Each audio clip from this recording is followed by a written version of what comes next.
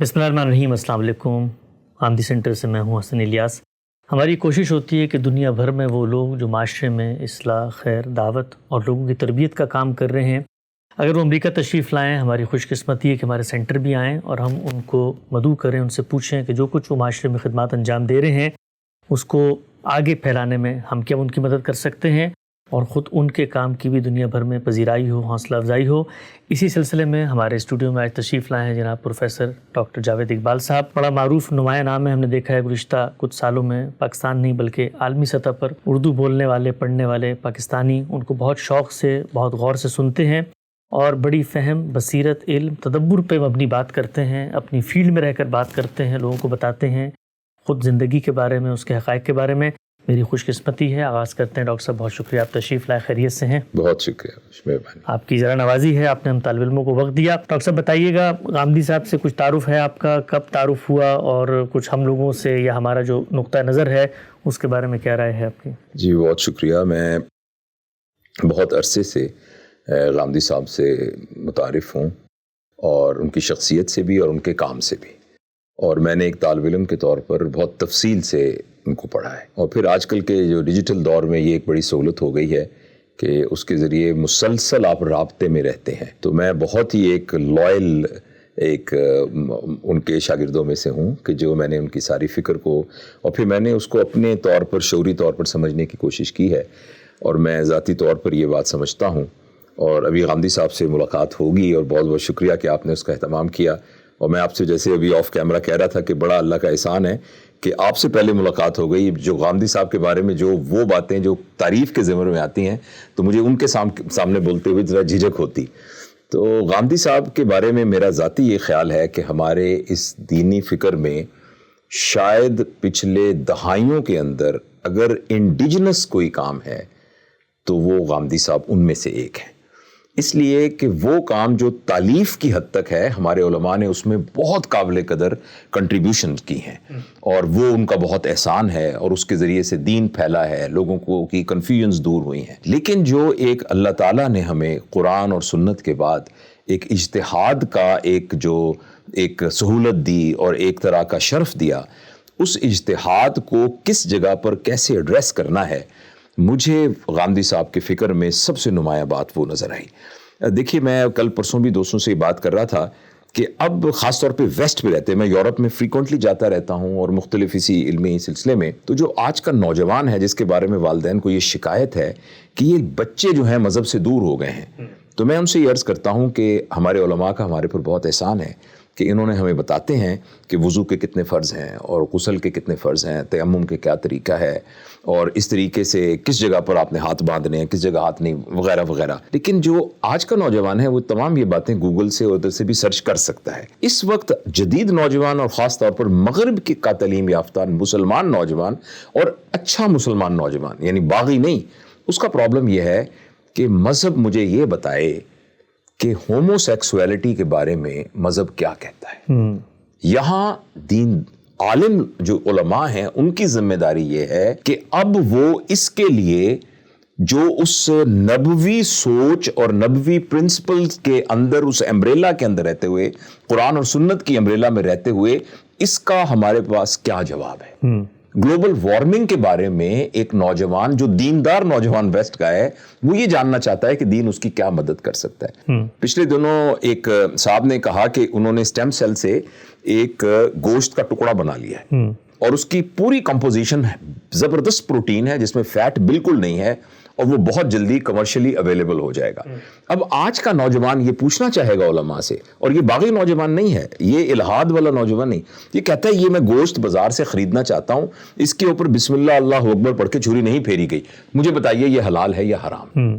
تو بتائیے اس میں، مثلا میں وہاں گلاسکو میں تھا تو وہاں ایک تقریب میں اسی طرح تو ایک خاتون نے پوچھا کھڑے ہو کے کہ میں آپ سے ایک سوال پوچھنا چاہتی ہوں، آپ برا تو نہیں منائیں گے؟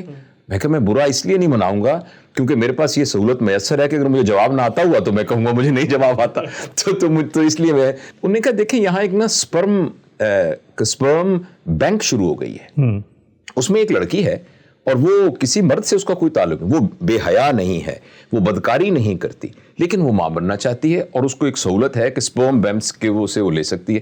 تو اس نے تو کسی قسم کو کوئی گناہ ان ٹرمز میں جس کے اندر ایک بدکاری اور اس میں آتا ہو.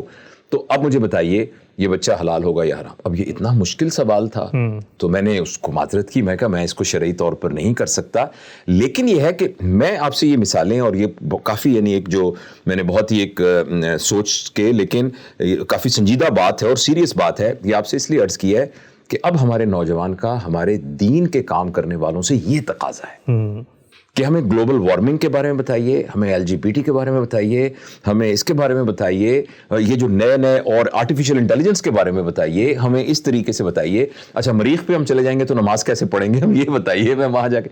تو اس میں سمجھتا ہوں کہ غامدی صاحب نے میرے نزدیک یہ وہ شخصیت ہے کہ جن کی طرف دیکھا جا سکتا ہے کہ ان سوالوں کا اگر وہ 100% ایگزیکٹ جواب نہ بھی دیں تو یہ وہ اس راستے کا تعین کرنے کی اللہ تعالیٰ نے ان کو توفیق دی ہے کہ جس راستے پہ چل کے یعنی نبی کریم صلی اللہ علیہ وسلم کے اسوہ کی روشنی میں اجتہادی طور پر کیا چیز جو شرعی ہو وہ کی جا سکتی ہے. تو میرا تاثر ہے ان کے بارے میں, اور میں اسی لیے بہت ایکسائٹڈ تھا ان سے ملنے کے لیے اور ان سے بات کرنے کے لیے. ڈاکٹر صاحب بالکل بڑی اہم بات آپ نے کی ہے کہ اللہ کا جو دین ہے اس کو اپنے عہد سے تک آپ ریلیٹ نہیں کریں گے, اور اس کی جو افادیت آپ کے عملی مسائل میں ہے اس کو ثابت نہیں کریں گے تو وہ دین محض ایک فلسفہ, ایک قصہ تو بن کے رہ جائے گا, لیکن وہ آپ کی زندگی کا نظریہ اور آدرش نہیں بنے گا. چند اور پہلو میں ڈاکٹر صاحب سے پوچھنا چاہتا ہوں. آپ خود جو خدمت انجام دے رہے ہیں, ہم یہ دیکھتے ہیں دنیا بھر میں لاکھوں نہیں کروڑوں لوگ اب آپ کو سنتے ہیں, اور اس میں جو میں نے ایک چیز نمایاں دیکھی وہ یہ تھی کہ رواداری, تحمل اور اختلاف کو کرنے کے آداب اور اختلاف میں جینے کا قرینہ پیدا کرنا. آپ نے بھی ایک بات فرمائی کہ آپ غامدی صاحب سے متاثر ہیں. دنیا بھر میں کوئی بھی شخص جب بات سنے گا نا تو اس کے ذہن میں ہمیشہ یہ بات آئے گی غامدی صاحب سے متاثر ہونے کا ہرگز یہ مطلب نہیں ہے کہ ان کی جتنی آراء ہیں ان کو آپ لازماً قبول کر لیں. یعنی یہ واحد شخصیت ہے کہ جن سے آپ اختلاف کرتے ہوئے بھی ایفیلیٹ ہو سکتے ہیں. آپ بھی کہہ سکتے ہیں جی میں غامدی صاحب سے بہت متاثر ہوں لیکن مجھے ان کی آراء سے اتفاق نہیں ہے. پوچھنا میں آپ سے چاہتا ہوں کہ اس کی کتنی ضرورت ہے ہمارے معاشرے میں کہ ہم دنیا کو یہ بتائیں کہ بھائی انسان ہے, غور و فکر کرتا ہے, اس سے اختلاف بھی پیدا ہوتے ہیں, یہ اختلاف ایک نیچرل چیز ہے, اس کے اندر جینا ہم نے سیکھنا ہے. ہم نے دیکھا مذہبی علماء آپس میں دست و گریباں ہو جاتے ہیں, اور مذہبی علماء کے عام طور پہ بھی ہمارے ملک میں جو حالت ہے. تو اختلاف کے بارے میں خود جو غامدی صاحب کی تعلیمات ہیں, ان کا اسوہ ہے اس قوم میں, انہوں نے 50 سال کام کیا ہے, کیسے دیکھتے ہیں آپ اس کو؟ جی میں سمجھتا ہوں کہ اگر مجھے کوئی یہ کہے بالکل ایز اے نیوٹرل پرسن جو کہ غامدی صاحب کی علمی جتنی بھی ان کی خدمات ہیں وہ ان سے واقف نہ بھی ہو, اور ایک نیوٹرل آدمی یہ کہے کہ غامدی صاحب کی صفات میں سے سب سے بڑی صفت کیا ہے, تو میں کہوں گا ان سے یہ سیکھا جا سکتا ہے کہ کس قدر احترام سے اختلاف کیا جا سکتا ہے.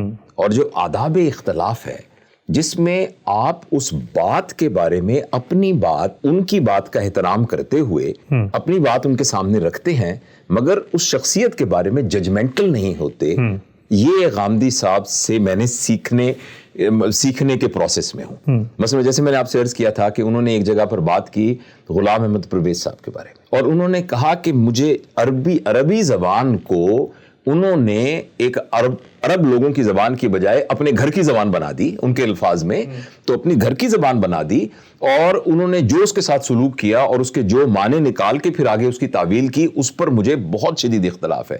لیکن ان کی اس نیت پر کہ وہ قرآن کی خدمت کرنا چاہتے تھے, اس نیت پر میں ان کی بہت قدر کرتا ہوں, اور وہ اللہ جانتا ہے کہ اس نیت پر اللہ ان کو کیا اجر دے گا. تو یہ ایک بہت وصف ہے, اور میرا خیال ہے کہ غامدی صاحب سے جہاں اور علمی باتیں لوگ سیکھ سکتے ہیں وہ یہ والا جو میں نے کئی دفعہ دیکھا ہے ان کی پرانی ویڈیوز میں بھی, کہ جس میں بھی ایک خاتون بہت ہی انہوں نے ایک سختی سے بات کی اور ایک ایسی بات کی کہ جس کو عام زبان میں کہا جاتا ہے کہ کسی کی بے عزتی کرنے کی کوشش کی, لیکن جس تحمل سے غامدی صاحب نے اس کو ایک جس کو ہم ٹیکنیکلی کہیں ایموشنل انٹیلیجنس کی ایکسٹریم, اور یہ ایموشنل انٹیلیجنس پرسنالٹی کریکٹر نہیں ہے. جیسے ایئر ہوسٹس ہوتی ہے نا, آپ کو جاتی but would you like to have, پھر ایک دم اس کا چہرہ ایسے ہوتا ہے, وہ جو ایک ایئر ہوسٹس مسکراہٹ ہوتی ہے نا جس کو ہم کہتے ہیں پرسنالٹی کریکٹر, بزنس ایتھکس. ہاں نہیں پرسنالٹی کریکٹر. دیکھیں نا کچھ کاموں میں آپ کی پرسنالٹی ویسی ہونی چاہیے. اب جو ہوٹل کا ویٹر ہے وہ کس بات کرے گا, اور ایک ہوتا ہے انڈیویجولیٹی، ایک پرسنالٹی ایک انڈیویجولیٹی ہے. انڈیویجولیٹی وہ ہے کہ آپ ہر حال میں ہی ویسے ہوں گے. تو یہ کہ جو غامدی صاحب کے جو ان کی جو سارے سلسلے میں میرے خیال میں یہ تمام چیزیں ان کو میں چونکہ ڈاکٹر وہی ٹرم ان کے نیورون کا حصہ بن چکی ہیں، ان کے مزاج کا حصہ بن چکی ہیں، ان کی ایک طبیعت کا ایک سرشت بن چکی ہے. تو اللہ تعالیٰ ان کی زندگی میں برکت دے. اور اگین جیسے آپ نے کہا کہ دنیا میں بہت سارے ایسے لوگ ہوں گے جو غامدی صاحب کی کئی باتوں سے اختلاف کریں گے. مثلا اس دن میں سن رہا تھا تو ایک دم میرے تو پاؤں سے زمین نکل گئی یہ سنتے ہی. میں بتاؤں گا وہ بات کیا تھی. جیسے میری نانی ماں کہا کرتی تھیں کہ اگر نمک زمین پہ گر گیا نا تو تمہیں قیامت والے دن آنکھوں سے اٹھانا پڑے گا. اچھا مجھے معلوم ہے ایسا نہیں ہے، لیکن ابھی بھی اگر نمک گرا ہو تو میں اتنا پری کنڈیشنڈ ہوں کہ مجھے لگتا ہے مجھے ناگو. تو انہوں نے یہ کہا کہ جو غار حرا کا قصہ ہے تو یہ تو قصہ بنا ہوا ہے، اس طرح کا تو کوئی قصہ ہوا ہی نہیں. تو ایک دم میرا وہ نمک والی حالت ہو گئی. میری بات سمجھ رہے ہیں نا؟ میری وہ نمک والی حالت ہو گئی. پھر میں نے اس کو غور سے سنا، پھر اس کو میں نے دیکھا. تو میں نے یہ کہا کہ میں بہت عرصے سے لوگوں کے ساتھ تقاریر میں باتیں کرتے ہوئے غار حرا کے قصے کو سناتا ہوں، اور سنا کے میں اس کے ذریعے سے ایک ایموشنل اپنی ان پٹ لیتا ہوں، اس کے ذریعے سے موٹیویشن حاصل کرتا ہوں. تو جب انہوں نے یہ بات کہی تو ایک دم مجھے تو ایک دم پیروں سے میرے ایسا لگا میری کوئی جائیداد چھین لی گئی ساری، کیونکہ اس کے ساتھ میری عقیدت میری محبت وابستہ ہے. تو اب یہ ہو سکتا ہے کہ بہت سارے لوگ اس بات کے اوپر اختلاف کریں، مگر یہ یا کسی اور بات پر اختلاف کریں یا کسی بھی بات پہ، تو کسی بھی بڑے آدمی کا بڑا ہونا اس کی بات کے اختلاف ہونے کی وجہ سے اس کا تو بڑا پنا ختم نہیں ہوتا. تو یہی بات غامدی صاحب کے پورے کے پورے اسلوب کے اندر موجود ہے. اور کاش ہمیں یہ آداب اختلاف آ جائے، خاص طور پر پاکستان میں. تو اب دیکھیے بعض اوقات تو دنگل کی کیفیت ہو جاتی. اور میں نے ایک دفعہ ایک تقریب میں مجھے کہا، میں نے کہا جتنے ہمارے بڑے لوگ ہیں یہ کور ویلیوز کے اوپر جو چیزیں ہم میں یکساں ہیں سب لوگوں میں، اس پر بات کریں. یہ اپنی انرجیز کو ہاریزونٹلی کیوں ویسٹ کر رہے ہیں؟ دیکھیں نا، انرجیز جب ہاریزونٹلی ہوتی ہیں تو وہ ایک دوسرے کو انڈو کر دیتی ہیں. یہ 50 ہے یہ 40 ہے تو 10 والا جیت تو جائے گا، مگر پہلے اس کے پاس 50 تھی انرجی. اور اگر یہ تمام انرجیز ورٹیکل ہو جائیں تو یہ سب کو پھر اوپر گرو دینا شروع کر دیں. بہت اہم نقطہ ہے. تو یہ میرا خیال ہے علماء کو خاص طور پر ان کی یہ ذمہ داری ہے، اور نوجوان اس کو، اور خاص طور پہ ہماری یوتھ اس کو بہت پازیٹیولی پرسیو نہیں کر رہی ہے. تو یہ بات ان کو ذہن میں ہونی چاہیے. بالکل ٹھیک ہے ڈاکٹر صاحب. دل تو بہت چاہتا ہے کہ آپ سے بڑی تفصیلی بات ہو. ڈاکٹر صاحب نے 1-2 جملے فرمائے، بڑے اچھے جملے ہیں کہ غامدی صاحب کے نیورونز کا حصہ بن گئی ہیں بعض چیزیں.